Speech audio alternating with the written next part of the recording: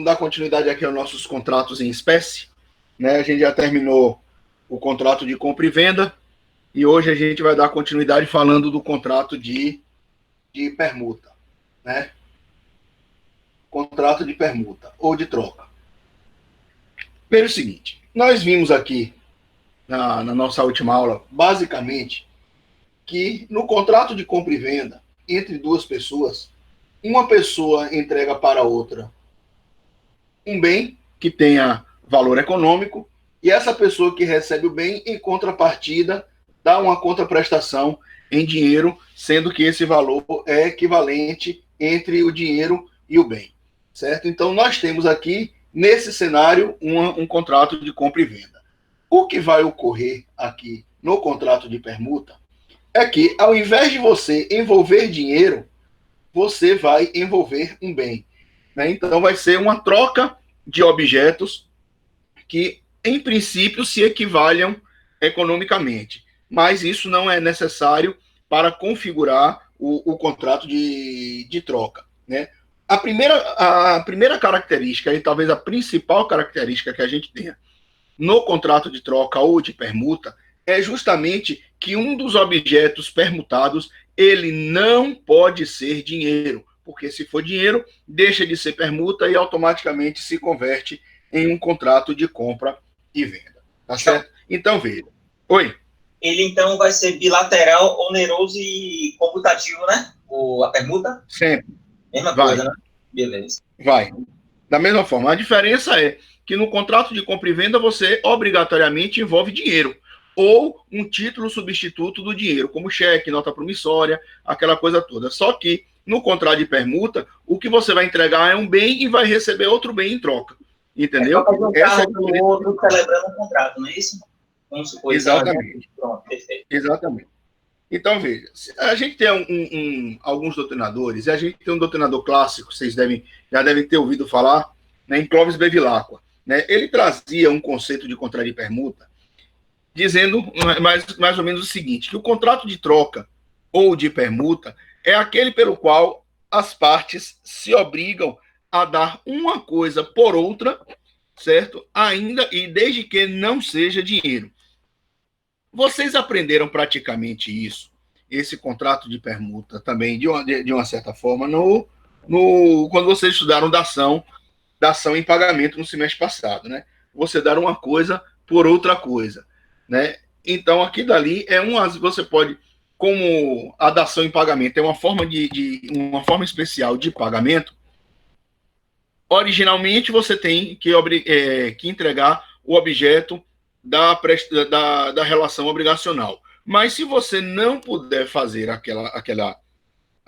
entrega daquele objeto, você poderia fazer a substituição. Isso é dação em pagamento, que não se confunde efetivamente com a figura da permuta, porque na permuta é o seguinte, eu quero fazer um contrato com vocês, no qual eu entregue esse piloto para vocês e vocês me entreguem uma caneta específica. Então, a gente vai trocar objetos, tá certo? Então, o contrato de troca ou de permuta é uma troca de objetos, desde que não possa ser dinheiro envolvido, tá? Porque senão deixa de ser contrato de troca e passa a ser contrato de compra e venda.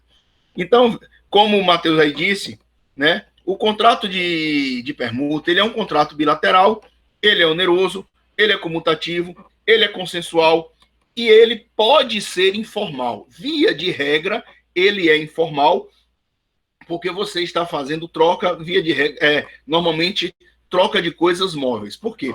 Se você quiser envolver um imóvel, passando a propriedade daquele imóvel para uma outra pessoa, aí você precisa de uma solenidade, que é fazer a escritura, né? Fazer o contrato de transcrição lá no registro de imóveis. Então, nessa situação, toda vez que você vai trocar um objeto por outro e um desses objetos seja imóvel, você tem uma formalidade, você tem uma solenidade diferente do que a simples troca de objetos móveis que tem uma tradição muito mais simples do que a troca de bens imóveis, alterando a propriedade lá no registro de imóveis.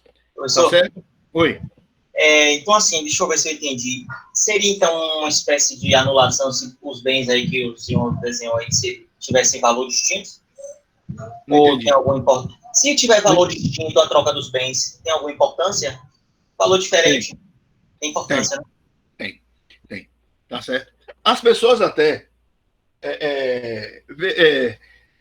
gostam de fazer muito isso. Você me entrega um objeto e me complementa o valor em dinheiro. Na verdade, o que você está fazendo aí é uma compra e venda.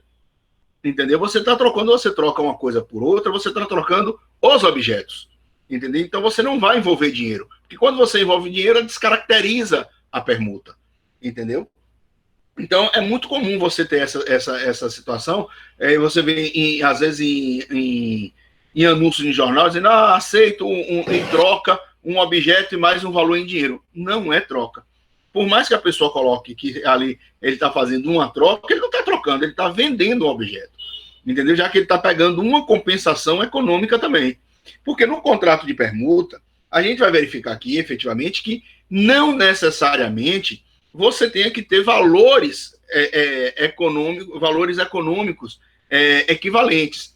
Pode ter, normalmente você vai trocar um objeto que tenha valor equivalente, sim, isso é normal, porque você não quer perder patrimônio. Mas aí também, quando você fala do contrato de permuta, às vezes você analisa até o interesse da pessoa.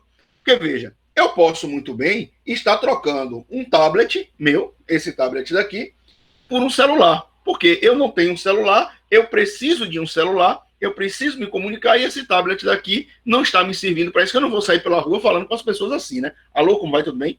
Né? Então não tem como você estar fazendo isso. Então, para mim, o interesse é em um celular. Pode ser que esse celular seja mais caro do que o tablet, como o meu tablet pode ser mais caro do que o celular. Mas, havendo interesse entre as partes envolvidas, a gente faz essa troca e ficam elas por elas. Entendeu? Não vai haver qualquer tipo de compensação em dinheiro. Troca de serviço é permuta também, professor? Oi? Troca de serviço é permuta também? Não. Não, porque... Não. Não.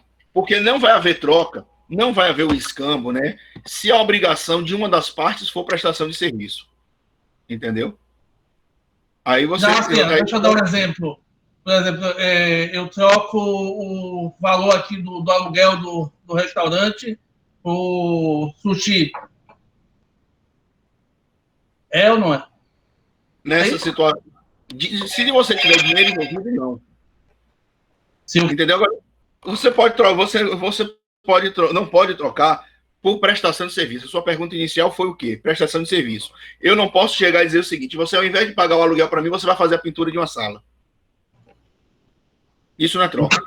Entendi, mas isso nessa questão que eu falei do aluguel com o sushi. Não, nessa situação não é contrato de troca, porque troca envolve objeto, entendeu? Porque são dois objetos. Então não tem a troca se a obrigação de uma das partes for prestação de serviço, né?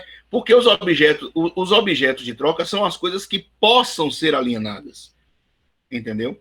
O que vai caracterizar efetivamente o contrato de troca ou de permuta é que os bens que vocês estão trocando, eles tenham possibilidade de ser vendidos, não precisando ter efetivamente uma correlação precisa de valores.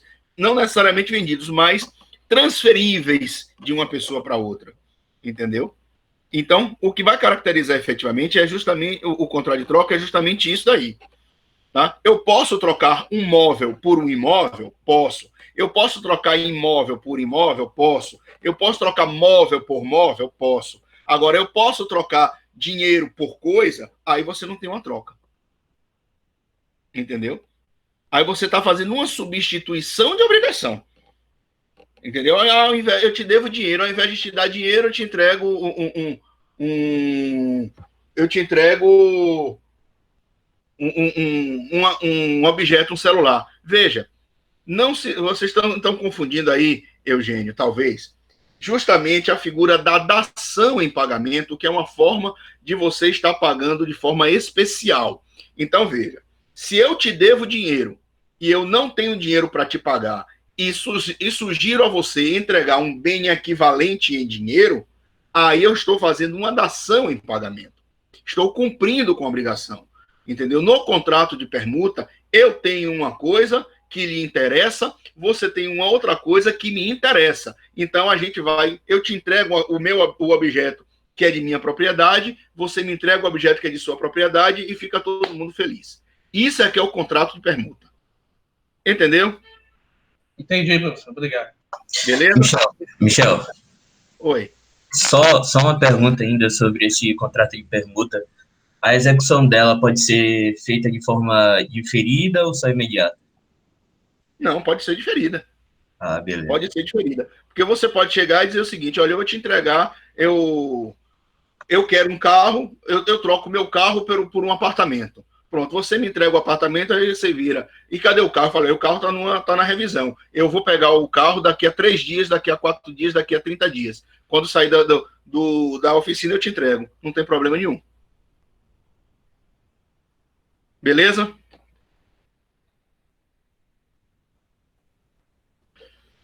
Então, veja o seguinte. Agora, existe uma correlação do contrato de permuta com o contrato de compra e venda? Tem sim, porque, veja, a troca, né, ela tem praticamente a mesma natureza jurídica da compra e venda. O que vai se diferenciar, primeiro, é que na compra e venda, obrigatoriamente, a prestação de uma das partes tem que ser em dinheiro ou em título equivalente de dinheiro, cheque, nota promissória, qualquer título de crédito que funcione como substitutivo da espécie pecúnia, tá certo? Né? A segunda diferença também é que no contrato de troca, a parte tem o direito de pedir de volta o que deu, caso não tenha recebido o outro objeto, né? O objeto permutado. Então, veja, se eu entrego uma coisa para você, pegando esse gancho aí que Matheus perguntou da prestação diferida. Eu entrego um objeto hoje e você tem a promessa de me entregar o outro objeto daqui a 15 dias. Passados os 15 dias você não me entrega, eu tenho o direito de exigir de volta o objeto que lhe entreguei.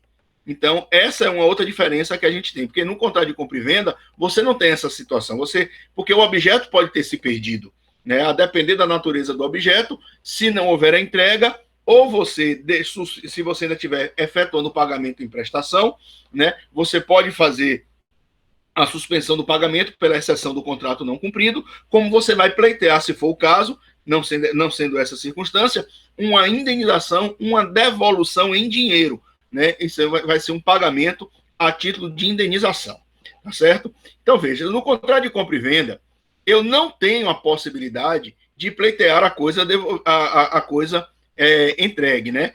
Porque se você não entrega o objeto que você comprou, gera indenização por perdas e danos, tá certo? Já no contrato de permuta, eu tenho uma possibilidade, inclusive, de exigir judicialmente a devolução da coisa pelo fato de você não ter entregue o objeto cambiado. Ok, gente? Entenderam isso agora? Veja que o próprio artigo, o que diz aqui o artigo 533 do Código Civil, vamos aqui a ele, para mostrar para vocês uma informaçãozinha que vincula, de uma certa forma, o contrato de permuta ao de compra e venda. Aqui. Aplicam-se, artigo 533, aplicam-se à troca as disposições referentes à compra e venda com as seguintes modificações, ou seja, você vai aplicar praticamente tudo de compra e venda à permuta, com exceção de, salvo disposição em contrário, cada um dos contratantes pagará por metade as despesas como instrumento de troca. É anulável a troca de valores desiguais entre ascendentes e descendentes, sem consentimento dos outros descendentes e do cônjuge alienante. Tá? Então, veja que nessa situação daí, você praticamente diferencia a figura da compra e venda do contrato de permuta em relação ao objeto pecúnia. Tá certo, gente? Agora, veja que nós temos uma situação aqui interessante no artigo 534 a 537, que ele fala do contrato estimatório, né? Pelo contrato estimatório, o consignante entrega bens móveis ao consignatário, que fica autorizado a vendê-los, pagando aquele preço ajustado, salvo se preferir no prazo estabelecido, restituir a coisa consignada. Veja que, na verdade, esses artigos do 534 a 537, ele foge da alçada do direito civil, né? Porque, na verdade, isso é um contrato de natureza mercantil. Então, ele é trabalhado pelo direito empresarial, pelo direito comercial, tá? E não efetivamente pelo direito civil, tá certo? Porque aí você está falando efetivamente de uma compra e venda em consignação. O que é a compra e venda em consignação? Eu entrego um objeto para uma pessoa para que esta pessoa ela venda para mim, como você faz nesses feirões de veículo. Você deixa o seu carro lá para que aquele carro seja vendido por uma empresa. Assim que aquele carro for vendido, o dinheiro que foi apurado, que foi o que eu pedi na compra e venda, a empresa vai me entregar. Se não conseguir vender, ela tem que devolver o carro para mim. Então, onde é que está a vinculação com permuta aí? Não tem vinculação nenhuma, né? Tem uma vinculação com compra e venda, só que a diferença do contrato estimatório, inclusive, com a compra e venda, é que na compra e venda você paga o objeto e você recebe a coisa em troca. Nesse contrato estimatório, não, nesse contrato estimatório, eu deixo a coisa para que ela seja vendida. Ou seja, o contrato é como se fosse uma terceirização de venda, né? Eu entrego o objeto em confiança a alguém e essa pessoa que eu confio que venda, ela vai vender o objeto e me entregar o valor que tenha sido estabelecido. Entenderam esses dois? Permuta e o extrato estimatório e o contrato estimatório.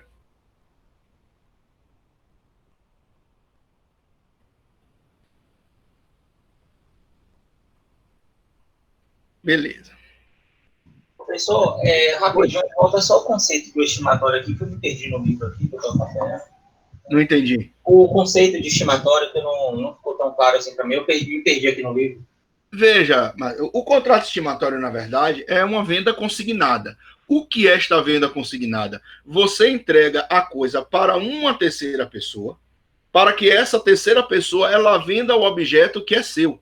E não é você que está vendendo.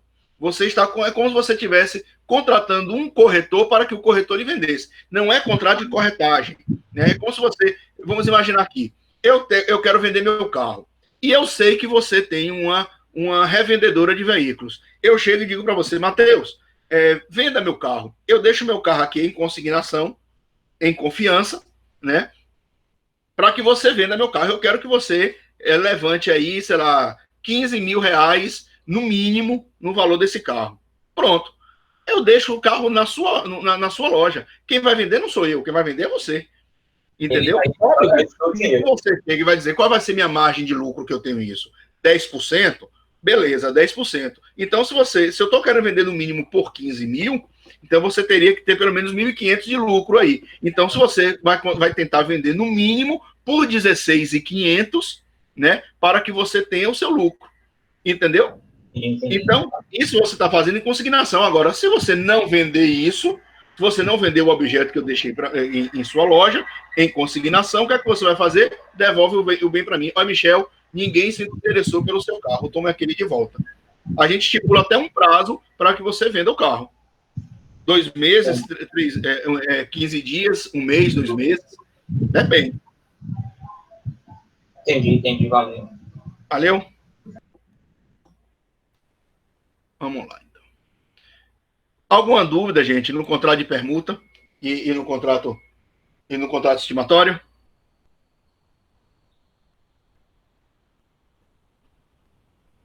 Então, vamos lá. Agora a gente entra em outro contrato aqui, né? Que esse daí, normalmente, ele cai sempre em prova, porque ele tem algumas peculiaridades bem interessantes. Que é o contrato de doação, tá?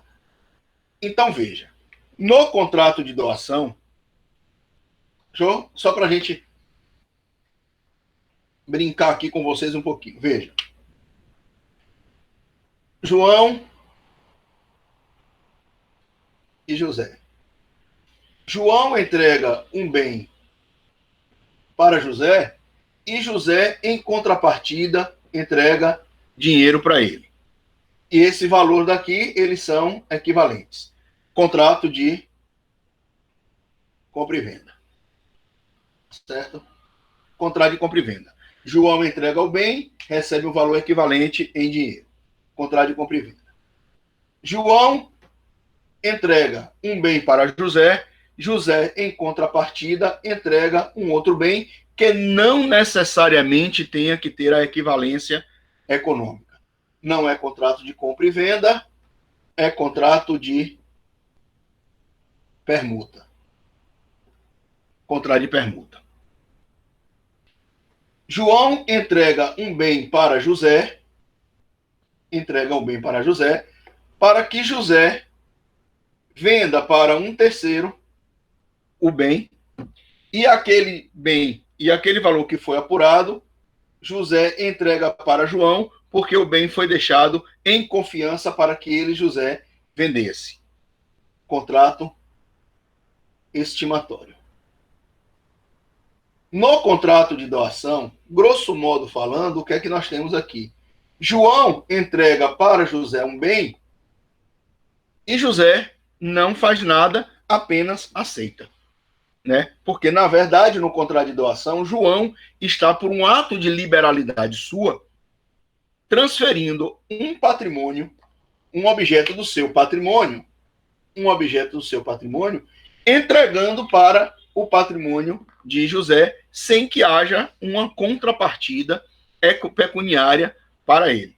Tá certo? Então, grosso modo, isso é o contrato de doação. Então, até pela própria definição que a gente tem, né, do artigo 538, olha o que diz aqui. Considera-se doação o contrato em que uma pessoa, por liberalidade, transfere do seu patrimônio bens ou vantagens para o de outra pessoa. Né? Essa outra pessoa, esse terceiro é que vai aceitar. Então, veja, o que é que a gente tem no contrato de doação? Quais são as características básicas que a gente tem num contrato de doação? Tem que haver o contrato, né? Que pelo próprio Código Civil ter considerado ele como um contrato, ele tem essa situação entre o doador e o donatário. Né? Doador é a pessoa que entrega o objeto, donatário é quem recebe, né? Então, vai fazer a distinção, né, básica, essa situação, com a figura do testamento, que vocês vão aprender lá em Direito das Sucessões. Porque no testamento, eu também, por ato de liberalidade, né, deixo patrimônio, deixo bens da minha propriedade para uma terceira pessoa. Só que isso vai ter uma validade, uma eficácia para depois da minha morte. Né? No contrato de doação, não. No contrato de doação, você tem um ato inter vivos, você tem um negócio jurídico, e sendo um negócio jurídico, ele toma forma de contrato. Solene ou não, mas é um contrato. Né? Até porque nas várias espécies de doação que a gente vai verificar aqui, né, você tem uma informalidade para algumas situações. Né? Então, veja, uma outra característica que a gente tem é a vontade de doar, que a gente chama de animus donandi. O que é esse animus donandi? É a vontade que o doador tem de fazer essa liberalidade, né? Ou seja, de entregar um objeto do seu patrimônio para o outro. Ou seja, você não pode ser coagido, porque essa vontade ela tem que ser livre e desembaraçada. Né? O objeto ele tem que ter transferibilidade. Ou seja, eu não posso doar, por exemplo, um objeto que esteja com restrição patrimonial. Bem como também eu não posso, porque eu tenho uma proibição legal de transferir todo o meu patrimônio para uma pessoa. Certo? Então eu não posso doar todo o meu patrimônio para uma pessoa, porque eu não posso enriquecer totalmente uma pessoa e me empobrecer totalmente, né? Como eu também alienação seria um quesito, não é isso que não pode fazer a doação do bem, né? Está alienado, financiado. Não, porque eu tenho restrição. Tem a restrição administrativa. Eu não posso transferir um bem que esteja alienado, eu só posso transferir se tiver a anuência da pessoa que esteja com o direito do gravame. Entendi. Tá certo? Então, veja, nessa situação aqui, olha o que diz aqui o artigo 540.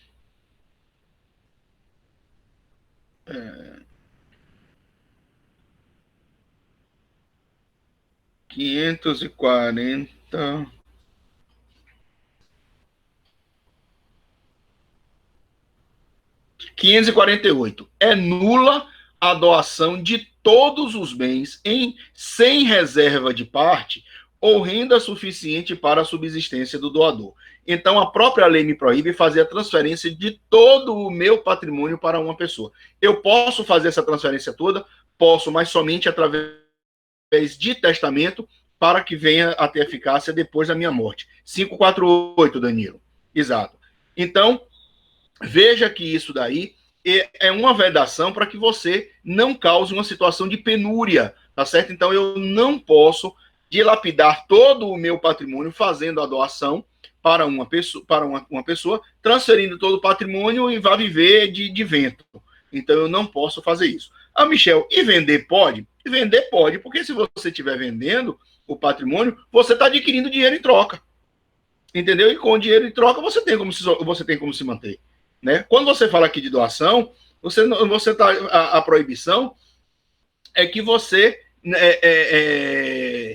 dilapide todo o seu patrimônio e não lhe cause uma situação de pobreza extrema na qual você não tem a possibilidade de se manter. Entenderam essa parte, gente?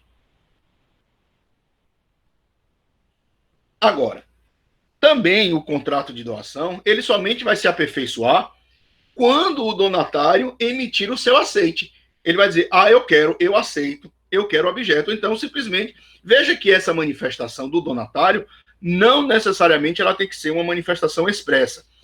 Pode ser uma aceitação tácita, né? Ele se comportar como aceitante do objeto, né? Como ele pode simplesmente pegar o objeto sem emitir uma palavra que seja, né? Porque o silêncio pode importar na anuência, como diz o artigo 111 lá do Código Civil, né? Que o silêncio importa na anuência desde que os usos ou os costumes exijam a forma expressa da vontade. Entenderam essa parte até aí?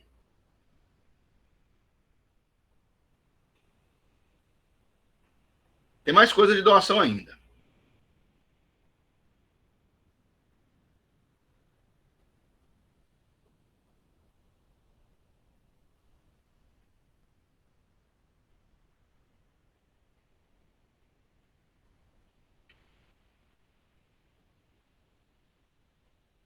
Beleza?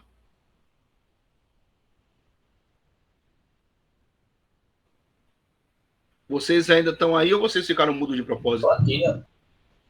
Tô aqui, professor.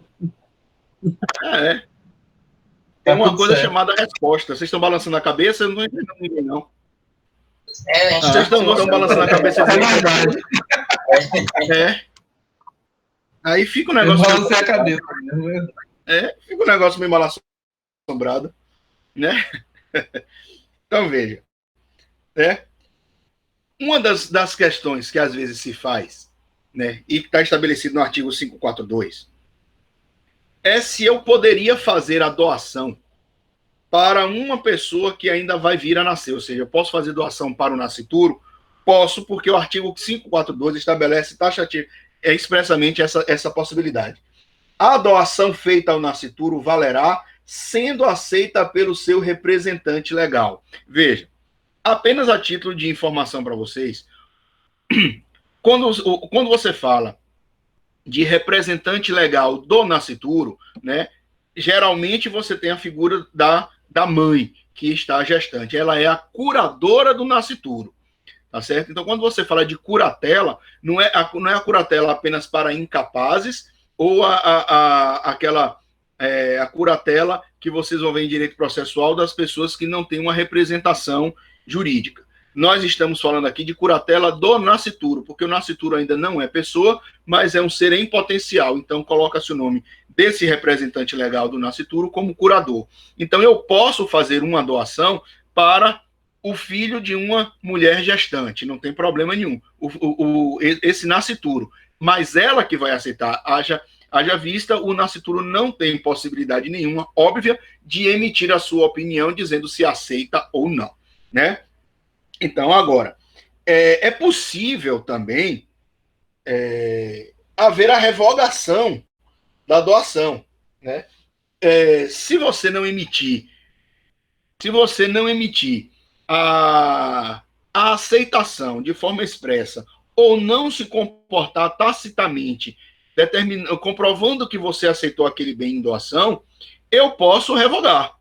Agora, depois da aceitação, em princípio, se torna impossível a revogação unilateral por conta do doador, salvo em situações peculiares, né, que estão esculpidas aqui no artigo...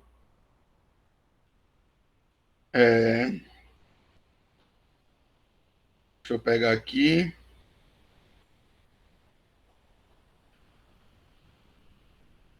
A partir no artigo 555, aqui.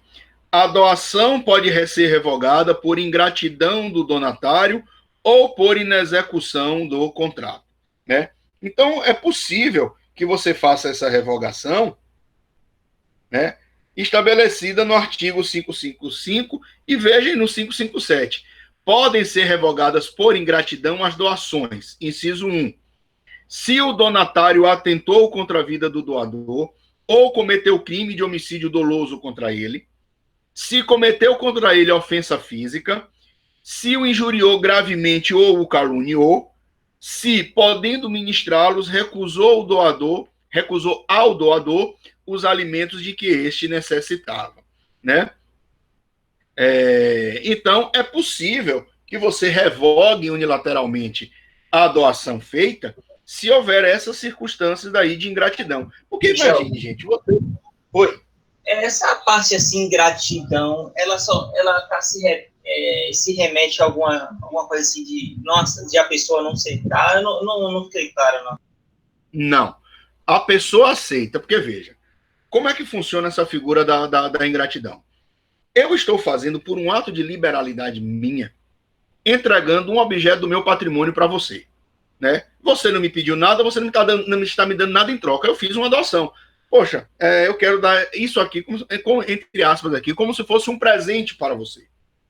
Agora, veja, quando você leva em consideração o valor econômico deste presente, você está fazendo uma doação. Imagine que esse presente seja uma casa.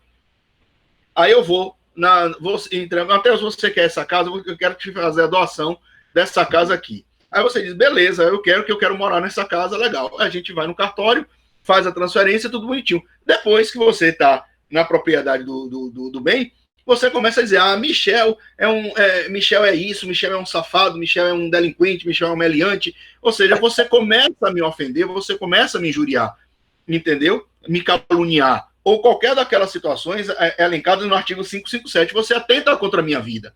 Então, veja, isso não é ingratidão de sua parte. É por isso que se fala em ingratidão. Você não está sendo grato com a pessoa que lhe fez um benefício sem qualquer tipo de prejuízo econômico para você. Então, nessa circunstância, eu posso... Peraí, Matheus.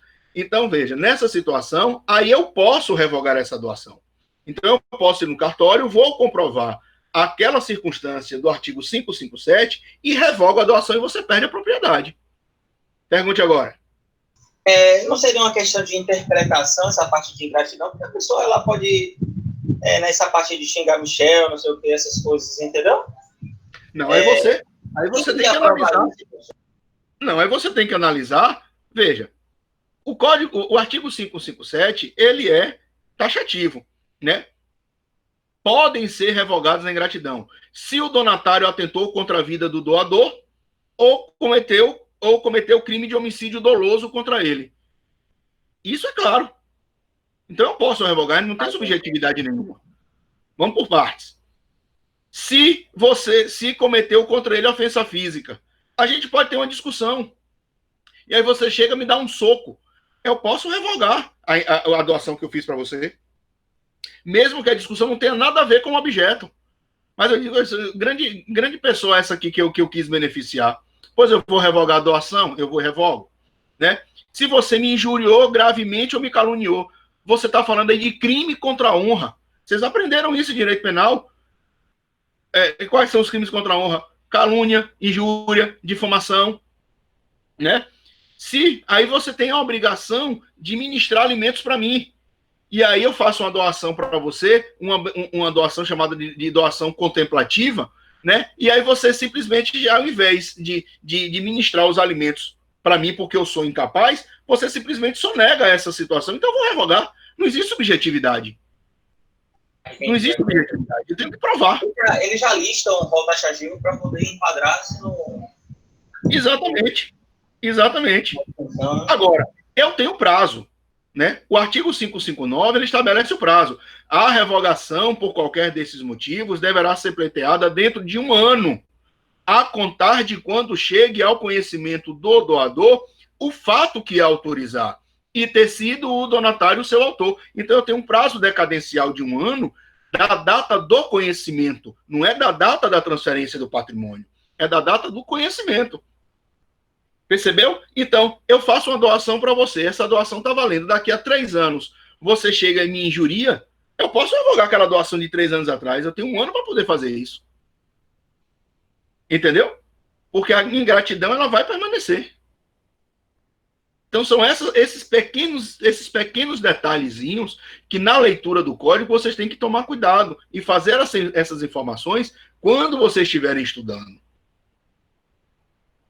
Entenderam, gente? Eu sim.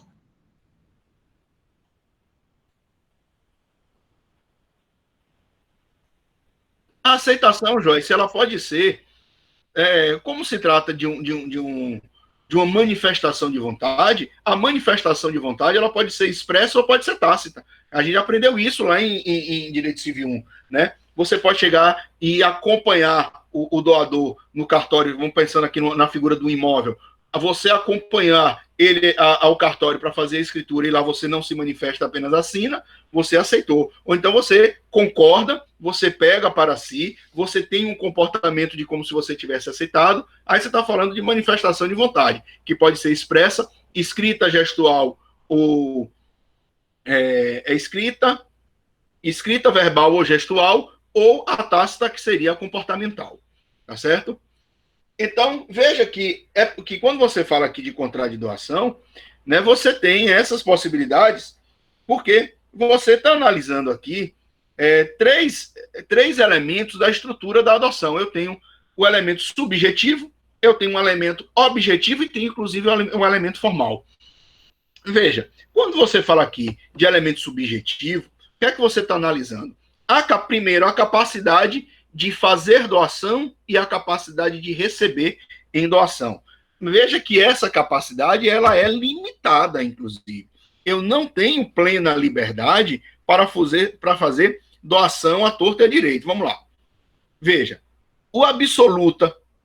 a pessoa absoluta ou relativamente incapaz não podem, em regra, fazer doação, né?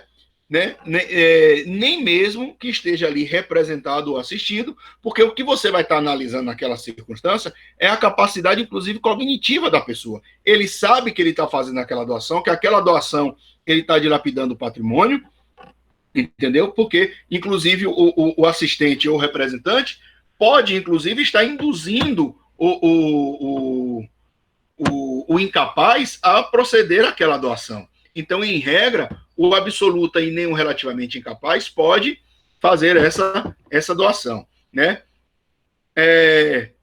Outra limitação, se eu sou casado, eu não posso fazer doação, né, a não ser que seja remuneratório, ou seja, a não ser que nessa doação venha um valor para a gente nessa doação, eu faço a doação para vocês, mas a gente obtém os frutos, né? Então é possível fazer isso. Agora, eu casado, se essa doação ela for de caráter não remuneratório, eu não posso doar os bens comuns com a minha esposa. Ou seja, eu tenho um apartamento, eu sou casado, e esse apartamento aqui eu quero fazer doação.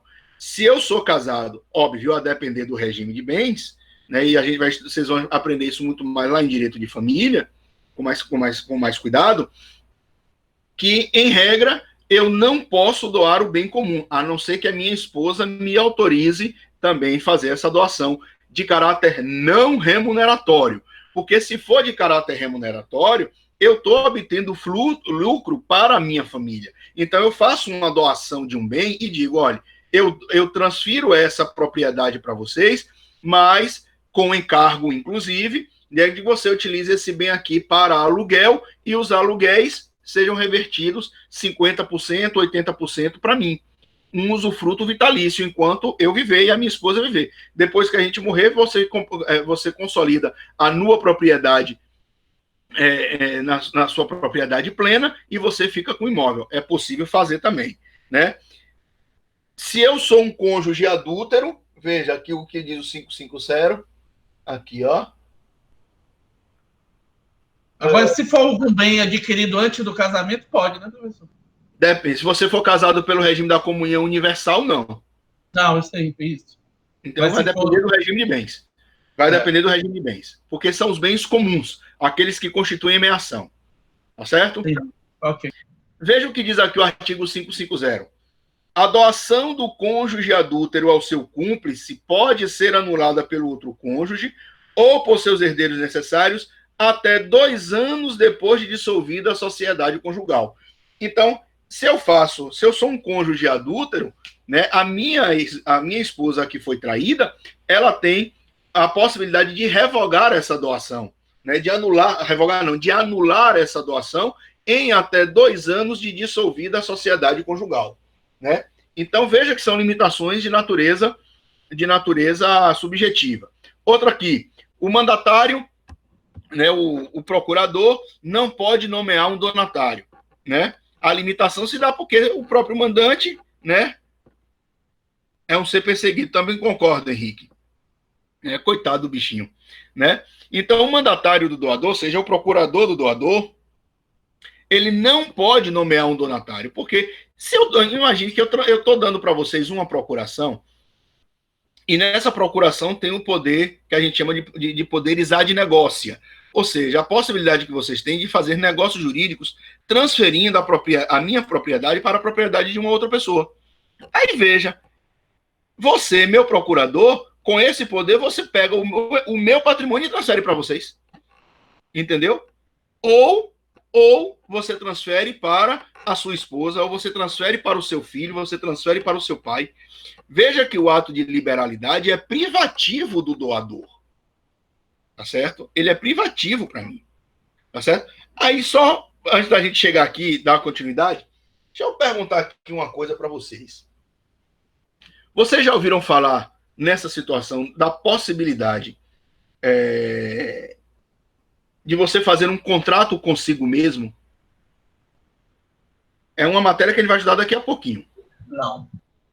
Então, veja, quando a gente fala de procuração, eu posso estar fazendo um contrato comigo mesmo, né? Mas isso é só um parêntese aqui.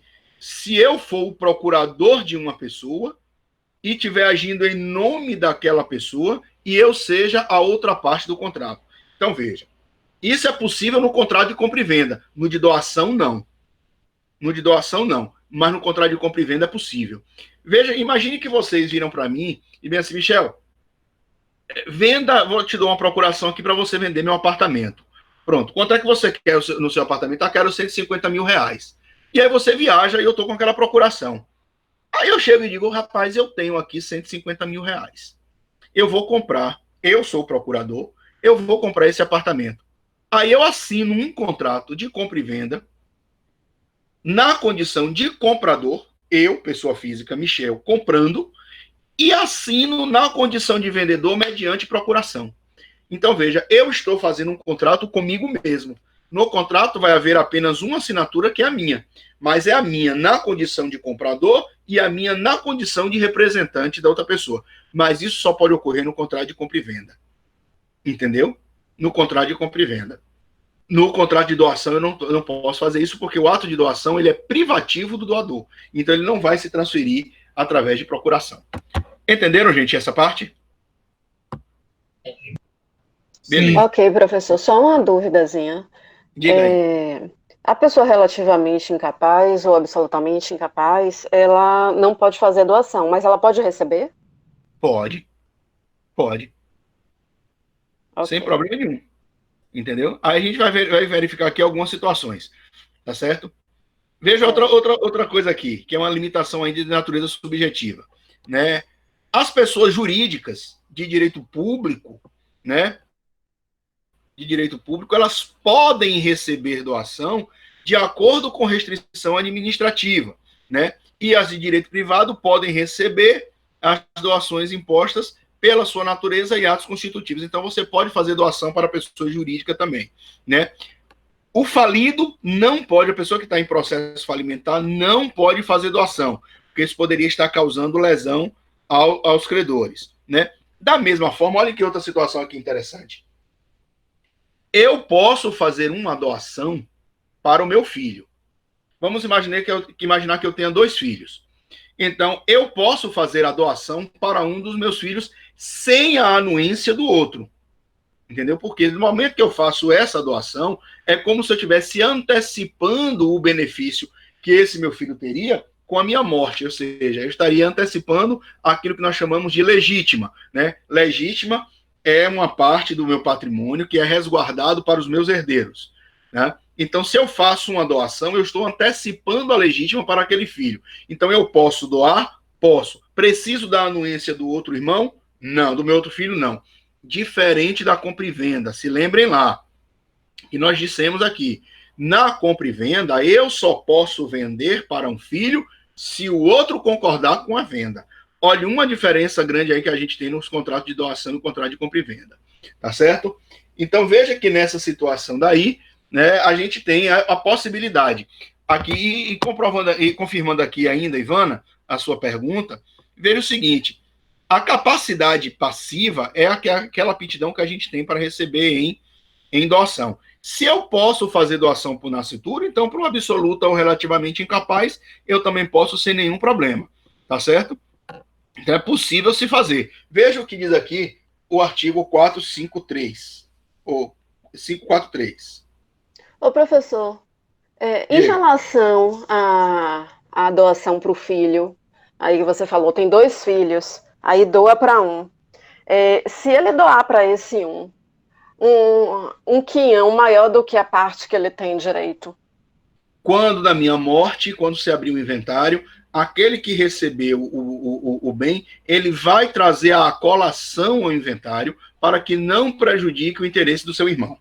Ah, ok. Entendeu? É por isso que na doação é possível você fazer a doação de ascendente para descendente. Entendeu? Porque não vai causar prejuízo para o patrimônio do outro irmão quando da morte do doador. Okay. Entendeu? Veja, olha o que diz o artigo 543.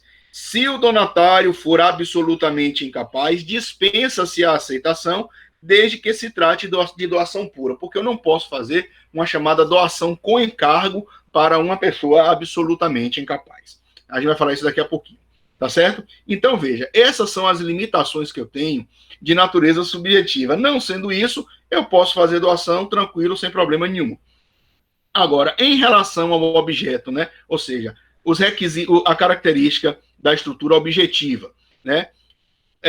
O objeto da doação, em princípio, só pode ser coisa que esteja no comércio, né? Ou seja, eu não posso estar fazendo doação de bens inapropriáveis e aqueles que sofrem limitações, né? Como a gente disse aqui no artigo 548, eu não posso doar todo o meu patrimônio, porque aquilo pode me causar uma situação de penúria, com base no artigo 548. Então, eu tenho essa limitação. Eu posso doar? Posso, mas eu não posso doar tudo, né?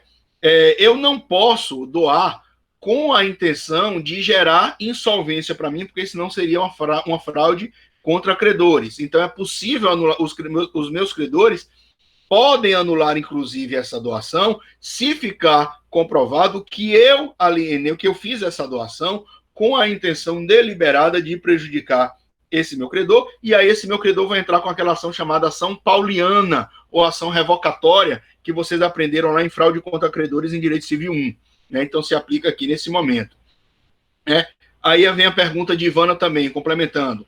Essa doação que eu faço para os meus descendentes ou para uma terceira pessoa não pode ultrapassar o limite de 50% do meu patrimônio, porque eu estaria infringindo na denominada legítima, eu estaria prejudicando o interesse dos meus filhos, dos meus herdeiros, por conta de uma doação que supera os 50% da minha do meu patrimônio.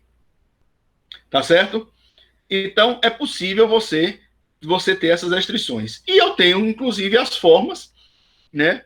Eu tenho as formas de doação. Veja que eu tenho a doação, que ela pode ser por um instrumento particular, um contrato de doação, um contrato escrito entre as partes, né? Registrado no cartório de notas, é possível se fazer. Como eu posso fazer através de escritura pública, né? Se a doação se tratar de imóveis, né? Sujeitos ao registro, e eu posso ter essa doação verbal, né? Que a gente chama até de contemplativa, né? Uma doação contemplativa, porque a pessoa aqui, com base no artigo 541, ó, aqui, parágrafo único, a doação verbal será válida se versando sobre bens móveis e de pequeno valor e se lhe seguir incontinente à tradição. Presente de aniversário que vocês dão para uma pessoa, aquilo é uma doação verbal, né? Com base no parágrafo único do 541. Então, quando você dá o presente para uma pessoa, que a gente chama de doação contemplativa, né, você está fazendo a entrega, o presente de aniversário é uma doação que vocês fazem. Entenderam? Presente de aniversário, presente de casamento, para você prestar uma homenagem, é possível você fazer essa doação também. Beleza, gente? Entenderam essa parte? Beleza, Sim. professor. Tranquilo. Então, veja que é uma matériazinha até tranquilinha para a gente estar trabalhando. Já falamos aqui de revogação, né? Aí a gente sai agora do contrato de doação e a gente vai adentrar, né? Peraí, rapidinho. Deixa eu só verificar aqui como é que a gente está no nosso trabalho aqui, de nossa matéria. Locação, mútuo, comodato,